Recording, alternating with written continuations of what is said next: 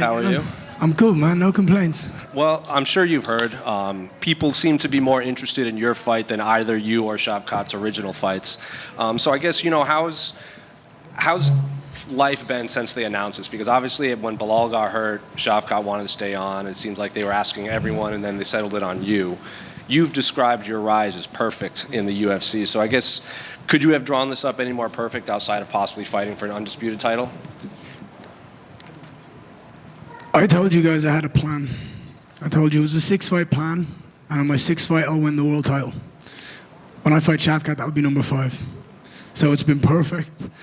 I think the only way this would have been nicer is if I would have taken out someone like a Kobe or an Usman, proved that wrestling defense, beat one of those guys who've been in the division for so long, and then take out Shavkat for the title. That's the only way I would have drawn up better in my mind, but God has gifted me a golden opportunity to go out here on Saturday night, cement myself as the number 1 contender, and I'm going to take it by the balls and I'm going to have some fun. There's also a lot of fans that seem to think, like, outside of undisputed or undefeated versus undefeated, there's every question they have of him in there, you could present, like, the answer to, and vice versa. Like, they will get answers from both of you, regardless of who wins. So do you view that similarly? Like, all of these, like, you've never faced a guy that'll get in your face and try to wrestle you. Shavkat can do that. Shavkat's not faced a long, rangy guy that can also grapple with him. You can do that. Do you kind of view that? Do you understand where they're coming from? Yes, the MMA fan base has questions about how legit Shavkat is. Not that he hasn't proved or done anything that hasn't been phenomenal so far in his career. 18 up, 18 down is pretty spectacular. But moments of very sloppy performance. I mean, Jeff Neal was arguably winning the fight, cracked him a lot, hurt him, and was very lucky to come away with a finish in that fight. And then just his opponents haven't been as high a level in totality as mine, I believe. Obviously, we share 2. And then just, again, like you say, pressure, constant pressure. Can I deal with the pressure? Can I stop the wrestling? Can I beat him on the feet? Can I do these things? The answer is yes, but I've got to go out there and show the world Saturday night. We've heard from fans, when they get matched up with people from that part of the world, like when people fight Shavkat or Islam or Hamzat, their DMs and their comments just get flooded with flag emojis, and they get flooded with messages from that part of the world. Has that been the case with you? All I have seen from this fight is that the entire world knows that I'm a gamer. They have all given me nothing but respect, because I didn't have to take this fight. We all know that. I had a fight lined up next week. I seen this opportunity against the baddest man in the division. I went, you know what? Let me do that. Why? The risk versus reward is better than anything. The risk in any fight, you go out, you lose. The reward, you move up the rankings. You move up the ladder. In this case, I get a shot at the title. I cement myself as the number 1 contender. I remain undefeated. I take out what many consider to be the Boogeyman. I do it in beautiful fashion, and then I go wipe the floor with Bilal next year. That's it. It's perfect, man. You've used that phrase, people think he's the Boogeyman, I don't. So I guess, what are you seeing that other people don't see? I respect everything he's done. I respect his 18-0, and it's phenomenal. But I just don't see it being as crazy as everyone makes it out to be. I mean, when you want to say it, like, he's 6-0 in the UFC, I'm 8-0 in the UFC. I have more knockouts in the UFC. I have more wins in the UFC. I have more wins over ranked opponents in the UFC. And you can absolutely make the case that the 8 people I've fought are better than the 6 people he's fought. But I don't get the credit that he gets. And that's okay. I don't need it. I don't want it. I'm going to earn it on Saturday night when I beat him. Just last one for me, kind of going off of that. Like, you guys, your rises have been parallel, but just different in the eyes of fans. Like, the first fight Shavkat had on Fight Island many years ago, people were like, future champion. They labeled him right out of the gate, and it seems like fighters maybe have been avoiding fighting him on his rise, and it's been the opposite with you. People have wanted to fight you because they view you. Whoa. Until recently, Yeah, okay, good. Until recently, that was going to be my next sentence. Let's make that clear. Until recently, like, there's been guys that have called you out because they think they can pick you off while you're on the rise and still popular. Have you noticed that, like, while you're rising next to Shavkat, the reception to his by the fans have just been so different to yours? That's okay. That's people's opinion. I'm not worried about people's opinion, but all I can do is go out there and do what I've been doing, which is have a completely perfect record, 15-0, 15 wins.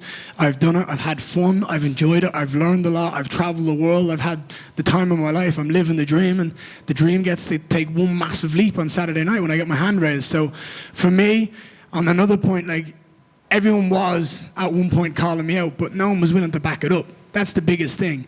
All these people talk to stay relevant, to, you know, keep some relevancy in the division or maintain their spot, but people are far too selective in this sport, and I think something needs to be changed about it. It should be, you fight this guy, you don't fight at all, because it's ridiculous to have these people talk the talk but actually not back it up. This weekend is proof that I said I would do it, and I'm backing it up, and Shavkat's the same. So the real fans, the fans that are winning this weekend, they get to see us go head to head, and they're going to see the highest level of mixed martial arts in the welterweight division that we've arguably ever seen. Ian, another thing that fans like to discuss, and I think it makes fights more fun, even if there's not a lot behind it, is when you hear guys have sparred each other in the past, right? I know sparring, fighting's fighting, but obviously we've heard Shavkat's perspective of your spars before. I'm curious if you could let us in on what you felt you took away from those. He's phenomenally talented. He's an amazing fighter, but I think he and I will both tell you that we've never fought hard in the gym. We've not fought. We've always been learning and growing and practicing, and fighting is completely different. And what happens in the gym is cool, fair play. If you have any success in the gym, great. I've had success, he's had success. We have to do that on the bright lights and the big stage. That's what it's all about. He's only succeeded. I've only succeeded. So now let's put the both of us on those bright lights, on that big stage, co-main event, all the marbles on the line, and let's go have some fun and see what happens. So it would be fair to say, right, he told Ariel that he made you tap in sparring. It would be fair to say that if he's taking anything away from that experience, he would be mistaken to do so. If he wants to latch on to a moment of success in training from 2 years ago and thinks I'm the same fighter I was then he would be sadly mistaken. I don't believe he is going to be latching on to anything like that. I believe he is being honest, and he's saying this happened, which it did. I'm not turning around and say it didn't, but if I sit here and tell you the names I've gone out and beaten sparring, it's just not relevant. It would be a very different conversation. So he has to do it on Saturday night, and I'm going to go out there and I'm going to show him that I'm far better than he could ever imagine. Talk to me about your immediate reaction when, you know, the Colby fight's been presented to you a few times, and then it never happens. The Shavkat fight happens, and then suddenly he's fighting Buckley. He just magically fucking reappeared out of thin air. Just came out of nowhere, didn't he? Oh, yeah, I'll do it. Yeah. It just shows he's a coward. It proves that he never, ever, ever wanted to fight me in the first place. He's the perfect example of someone who was trying to stay relevant by talking about me, Shavkat. He even mentioned Charles at one point because he was getting all the media attention. He talks out of his arse, and he's not willing to back it up. He would never, ever, ever in a million years step into the octagon with me and face his fears, because I am the man he fears the most. Ian, right over here. What's up, sir? Yeah, it's good to see you again. Ian, I've noticed you've always been very vocal on social media when it comes to calling for fights, but more recently you've done a little bit more content creation, reviewing fights and everything else. How have you liked expanding into that realm a lot more? I'm a very good businessman, and I've got a gift of the gab. I've got that from the Irish, so it's just good to go out there. I have a very different brain when it comes to like fight analysis and the way I approach fights and the way I watch them and the way I view them. I just think it's a cool thing to be able to show the world the real me and how I talk and how I act and my family and my travels. I think it's super insightful for the fans who support me to see this. So I really enjoy it. You've obviously been training with Shootbox for a minute now, but what difference is it going to be to have a mind like Charles Oliveira in the corner on Saturday? Energy is everything in this world, and that man has the biggest energy in the world, and just having him and his cuddles and the way he speaks to you, he's so just sinister in the way he speaks to you, and you feel that energy, you take that and you go with it, and it's amazing. So it's an honor and a privilege to call him a friend and a teammate. I asked this more or less for the reaction since he's right there. Has he told you you're blonde enough, or will you need to dye your hair? So the thing is, what happened was, o Charles troca no cabelo para você entende. Eu tenho luta semana que vem para você. He changed his hair color because he knew that he was going to be in my corner for the fight after him. So that's the only reason he did it blonde, yeah. Because he wanted the striking of the Irish. Thank you. And he looked good. My man Charles looked good last week. Did you see that striking? Charles, chamo você, mano. Chamo junto.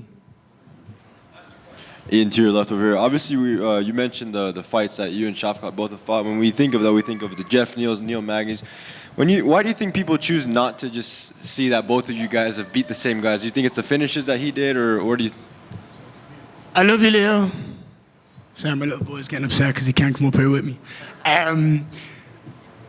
Let's put it this way. I think you'll all agree with this. I'm not the most loved fighter in the world. Now, when you have that opinion, it changes the way you look at fights, right? Hence why I don't give it any weight. When you watch me versus Jeff Neal, you watch Shavkat versus Jeff Neal, who did it better? Sure, he got a finish, but who had a cleaner performance? Me, right? When you watch Magny, a 30-24, dude, that was domination. So I do them clean. I know what I'm doing. I'm very, very talented, and I don't care what the world thinks of me, if they want to think negatively or they want to think positively. I'm doing me. As I said, I was a kid from Dublin, Ireland who had a dream. Sat there and said, I want to be one of the best fighters the world's ever seen. I'm one fight away from cementing myself an opportunity to win a world title. I don't care what people think about me. I'm having the time of my life, and I'm enjoying every second of it with the people I love and the people I've traveled the world with. That's all that matters to me. For sure. No, regardless of hate or love, we're seeing the 170-pound division just get a lot of recognition right now. We got guys like you, Shavkat, Buckley, Protest, to name a few. What do you make of this current state, and do you think it has what it takes to just kind of take over and become the premier division? The young are going to start to feed off the old. We're going to start to see the guys that have been in the division and dominated the division for so long slowly fade away. It's happening, slowly but surely, and you will see a complete shift in this division in the next 18 months. Like you said, you've got some amazing guys coming up, all young, all hungry, all trying to prove how good they are. And it's going to be exciting when I'm sat there with the belt wrapped around my mouth going, you next, then you, then you, then you. And I'm going to do what GSP, I'm going to do what John Jones have done, I'm going to do what Israel Adesanya have done. I'm going to dominate the division for a long, long time, and it's going to be amazing. Sure. Last one for me. I just saw your son walk by. Obviously, he's a big fight fan. I see him training with you, doing Max Holloway impressions. I mean, he's still too young, but what do you think he's going to plan on doing? You think he's going to go down the fight game like you did, or? Whatever that kid wants to do in life, whatever he wants to do, I will be there to help him. If he wants to be a footballer, a golfer, a fighter, I will give him all the support in the world because his happiness matters most. That's awesome. Thank you. Thank you, dude. Hello, sir. January 25 in Abu Dhabi, there will be a fight between Usman Nurmagomedov versus Irishman. Paul Hughes, Yeah. yes, sir. Is it possible to see in Paul's corner? It could be a better. If Paul wants me in his corner, I will return the favor. When I fought for my Cage Warriors world title, Paul was in my corner for me. I had no one. He stepped in. He was a great friend of mine. If he wants me in his corner, I will find a way to be there, and I will give him the support he needs. Okay, so next question is, Conor McGregor is suing his friend Artem Lobov. What do you think about this situation? I have no information or knowledge in that situation whatsoever. Okay. Last question is, who has a better ambition, Charles Oliveira or Shavkat? Mano, calma, caraca. Ele tem o melhor finalizar no UFC. He has the most finishes in the UFC. Who do you think has? O Charles do Bronx, ele é iluminado, mas ele é diferente. He's different. He's built different. There's a reason he's one of the most loved fans in the world. He goes in there, he finishes people, and he does it in beautiful fashion. He's the most entertaining fighter in UFC history, in my opinion. Thank you so much. Thank you. Appreciate it.